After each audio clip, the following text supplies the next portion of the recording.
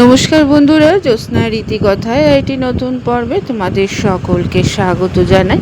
বন্ধুরা, আজকের পর্বে তোমরা জানতে পারবে শ্রাবণ মাসে দ্বিতীয় সোমবার কত তারিখে পালন হচ্ছে এবং এই দ্বিতীয় সোমবারে মহাদেবের মাথায় জল ঢালার শুভক্ষণ কী এবং এই দ্বিতীয় সোমবারে ভগবান শিবকে কি নিবেদন করবে, এই সমগ্র তত্ত্বাদি আজকে পুরো পর্বে তোমরা জানতে পারবে।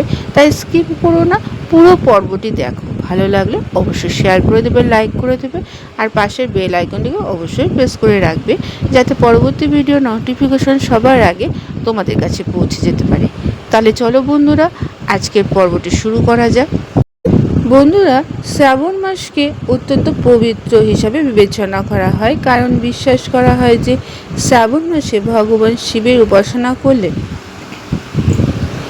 তিনি দ্রুত প্রসন্ন হন।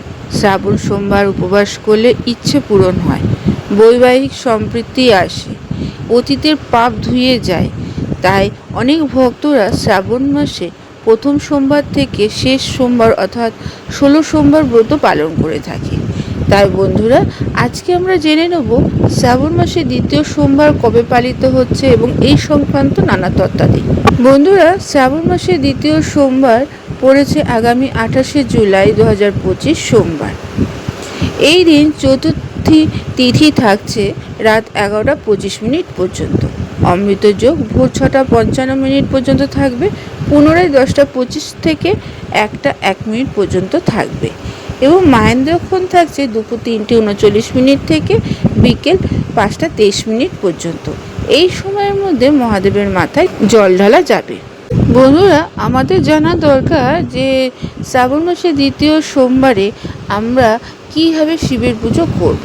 বন্ধুরা, প্রথমে আমরা জেনে নেব যে ভোরবেলা স্নান করতে হবে এবং তারপর পরিষ্কার পরিচ্ছন্ন সাদা পোশাক পরতে হবে। শিবলিঙ্গে গঙ্গা জল, দুধ, মধু ও বেলপাতা নিবেদন করবে। অর্থাৎ শ্রাবণ মাসে দ্বিতীয় সোমবারে এই কটা জিনিস দিয়ে মহাদেবের মাথায় জল ঢালবে এবং ওম নমঃ শিবায় বা মহামৃত্যুঞ্জয় মন্ত্র 108 বার জপ করবে।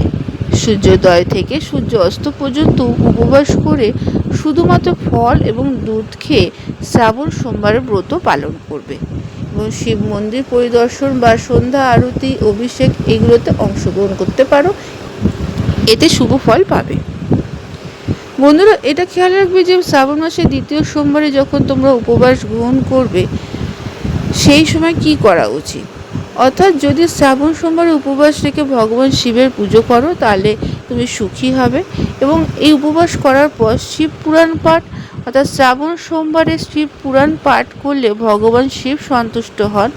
এছাড়া দরিদ্রদের খাওয়ানো, বস্ত্র দান করার মাধ্যমে ভগবান শিব সন্তুষ্ট হয় বলে আমাদের বিশ্বাস আছে। তাই এই দিন অবশ্যই গরিব বা অসহায় মানুষদের দান করো। বন্ধুরা, শ্রাবণ মাসে দ্বিতীয় সোমবারে কলা, আপেল, পেয়ারা, বেলের মতো ফল ভগবান শিবকে নিবেদন করা যেতে পারে। এছাড়া ধুত্রা ফুল শিবের প্রিয় বলে মনে করা হয়, তাই এইগুলো ভোলেনাথকে অবশ্যই নিবেদন করবে। তবে এগুলো নিবেদন করার পাশাপাশি কয়েকটা জিনিস খেয়াল রাখবে যে তুলসী পাতা, কেতকী ফুল, শঙ্খ, জল, সিঁদুর, হলুদ, লাল ফুল এবং ভাঙা বেলপাতা কখনোই শিবকে নিবেদন করবে না। শিব পুজোয় এই জিনিসগুলো ব্যবহার করা নিষিদ্ধ। বন্ধুরা, শ্রাবণ মাসে সোমবারগুলি যখন তোমরা পালন করবে, যেমন শিবের প্রিয় ফলের দিকে খেয়াল রাখবে, তেমনি ফুলের দিকেও খেয়াল রাখা উচিত। অর্থাৎ মহাদেবকে কি ফুল নিবেদন করবে, কি ফুল নিবেদন করবে না, সেই দিকেও তোমাদের নজর দেওয়া উচিত।